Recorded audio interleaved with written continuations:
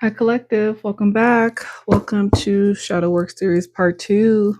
Welcome back, my subscribers. As you guys know, this is our threads where we talk about soul lessons, healing, and finding closure. So let's tap in, Collective. Hope you guys enjoyed Shadow Work Part 1. I think it was very interesting this week. We are still in that full moon in Leo energy and talking about how our actions, our shadow is affecting our heart space and our connections. So we are going to continue in that same energy on this one as well. So the first card out, clear negative energy. Beautiful, right? Negative energy keeps you stuck. Collective, clear it and create space for the positive flow of life. Clear that negative energy out of your heart space so that you can now create space for something good like love to come in towards you. Okay. Also talks about love. See this broken heart on the wall behind this couple here. Rewire the way that you love. Thank you, Spirit. Yes, we need to understand that when pain becomes the pattern in love, it's time to release the connection, begin again differently. So instead of always finding ways to hurt another or staying in connections where pain is the constant instead of the action of love, instead of friendship, instead of overgiving, instead of consistency, right? When pain is the actual pattern, when pain is what you feel is normal, it's time to clear out that negative energy so that you can start again differently. Create a new type of connection with the person that you love, because it could be that you guys both have trauma from your past and it becomes projections. You guys find ways to trigger each other, but that is unhealthy.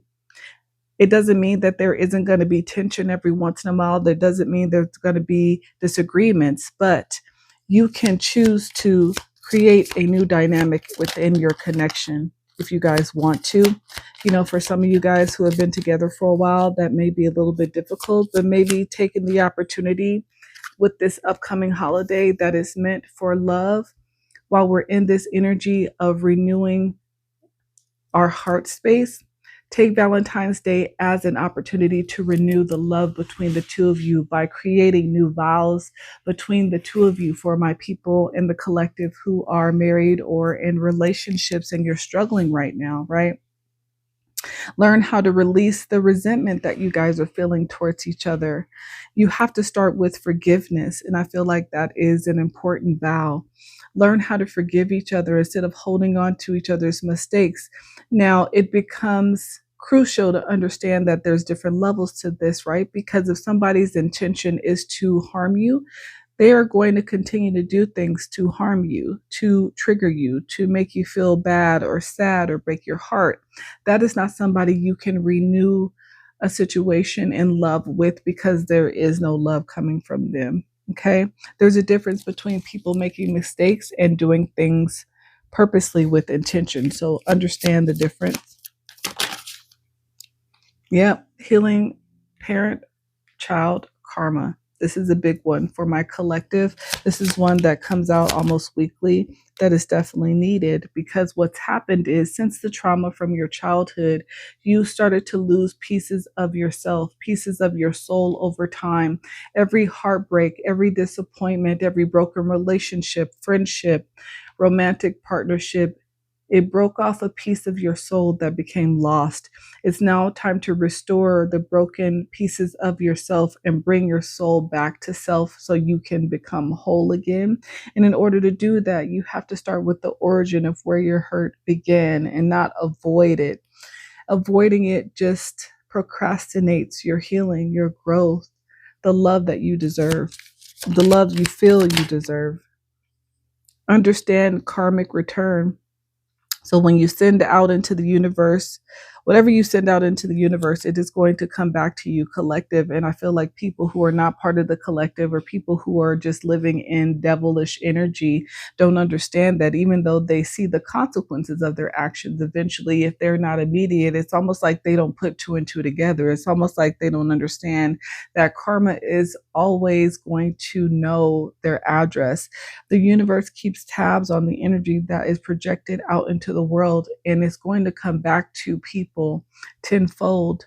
But again, when people are looking for instant gratification or an instant win or the illusion of being the winner, they are not thinking about the future and the consequences of their actions. So understand collective and be mindful of even how you think about the people who have hurt you or harmed you, okay? Face the consequences. Yes. Your actions ripple beyond the moment. Confirmation. Yep. Stand in your truth, accept what follows, and then let it guide you to growth. Again, that's what people are missing. They're not understanding that their consequences of their actions go beyond that immediate moment. Recognize relational wounds connected to parent child karma. Yes.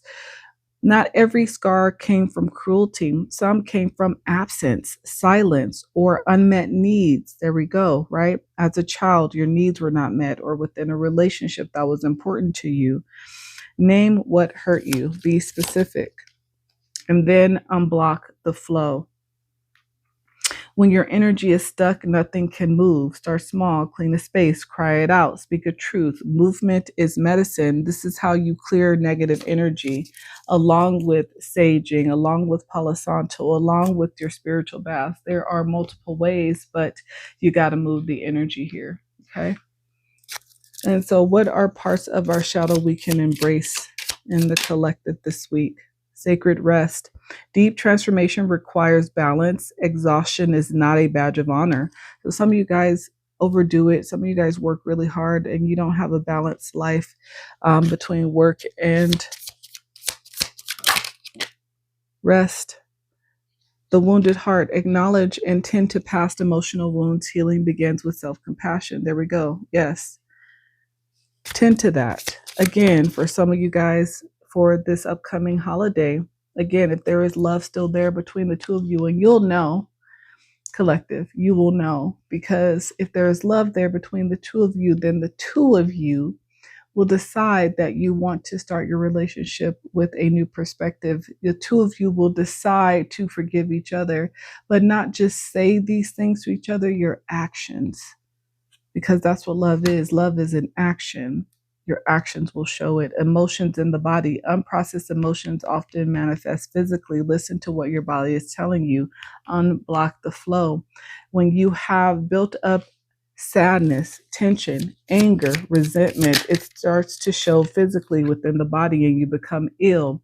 That's why they call it dis-ease, because your body is not in an eased place. It is in a place of unease. This is what dis-ease is. So when your body is at a high frequency, when your vibration is at a high frequency, it's hard for your body to attract dis-ease. Okay. Soul contracts and lessons. The people who trigger you most are often your greatest spiritual teachers. Yep. Learn the lessons, the unseen truth here. Look beyond illusions. Sometimes the greatest wisdom is hidden in discomfort. So where you are uncomfortable, there is a lesson there for you to learn, something for you to pay attention to. Unexpressed grief. Yes, this is that tension that is building within the body that creates dis-ease, that creates discomfort. Suppressed sorrow manifests in unexpected ways. Allow yourself to mourn fully. Yes, mourning of someone passing, mourning of a relationship, but allow yourself to express your emotions. Holding them in creates tension deep down inside of you, and then it starts to manifest outside of you in really bad behaviors, bad choices. Releasing judgment. Do not fear your darkness. You are not good or bad. You are human and evolving. So a perspective change is needed. and how you look at yourself.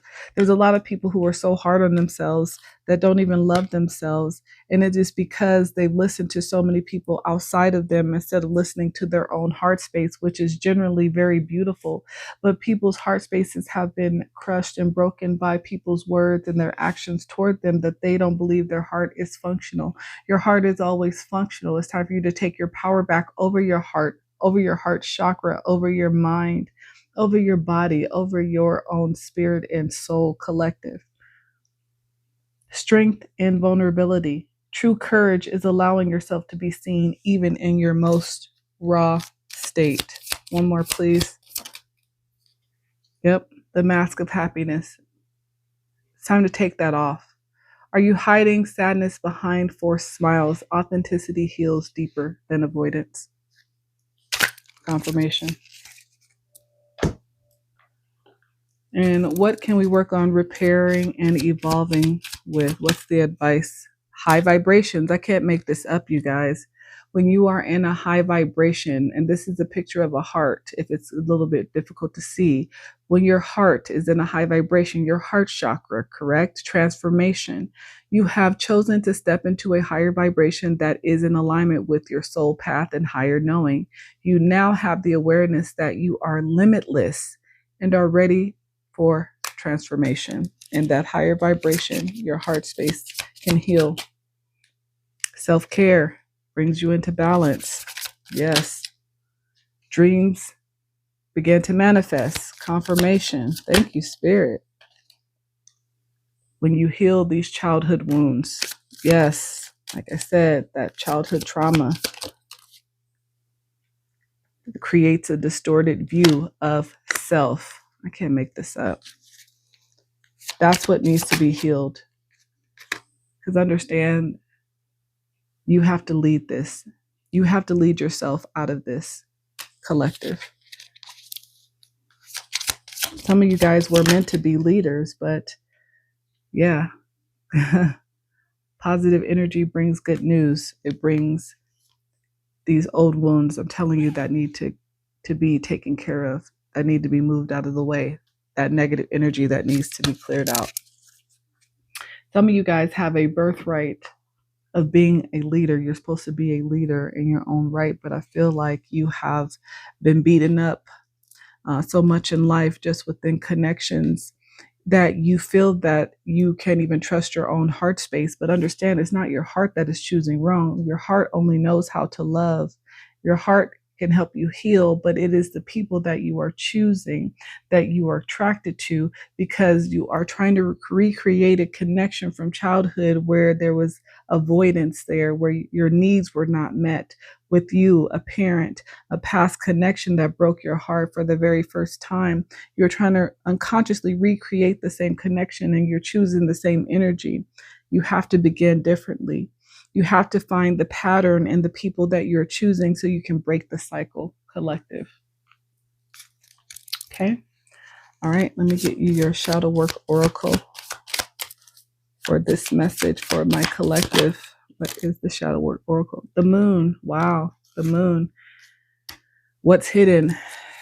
Cancer energy, Pisces energy, the moon.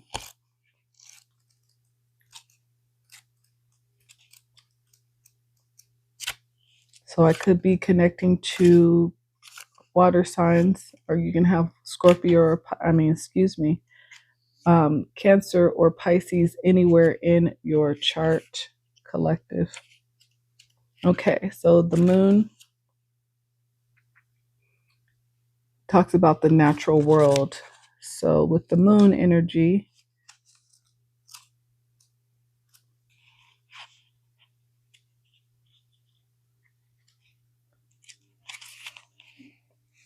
what parts of yourself do you keep hidden? The moon is the ruler of the night and the mysteries of the dark. This is so connected to this full moon in Leo that we are in right now. When it is full, it illuminates the land with its silvery light, and as it wanes, its light dims until darkness covers the land. Although a reassuring constant in all our lives, the moon is constantly changing. As the month goes by, it shifts through its different phases, from being brightly revealed when illuminated by the sun to being dark and concealed when new and hidden by the sun's shadow. This duality has parallels with the human condition.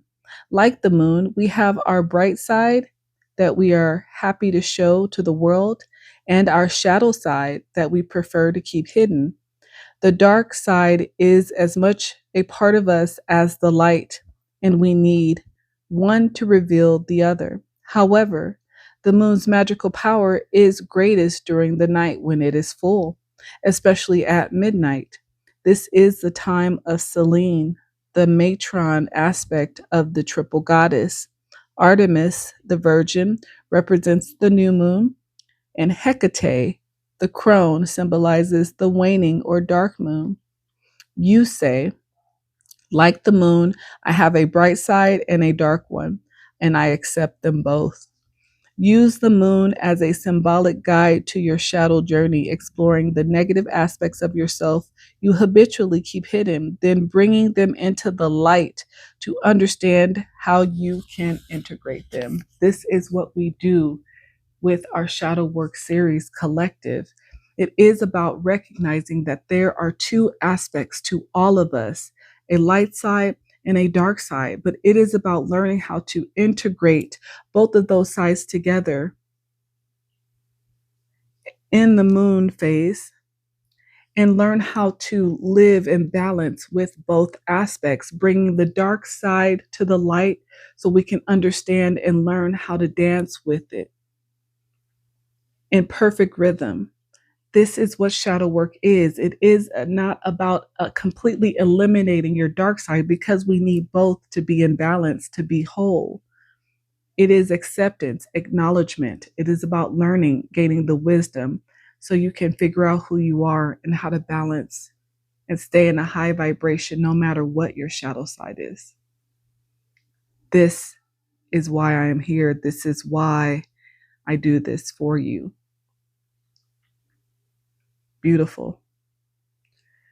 Collective, this is what I have for you for Shadow Work Part 2 series for this week. Thank you so much for being here with me again. Thank you for choosing to heal. Thank you for choosing to take your own self-healing seriously and understand how much of an impact you have on not only your life, but the people around you when you do this. And thank you for allowing me to support you along your journey, and you support me along mine. Hopefully, I'll see you guys in Shadow Work Series Part 3 tomorrow. But if this is where I leave you for the week, collective, have an amazing rest of your week. Until next time, you guys. Bye.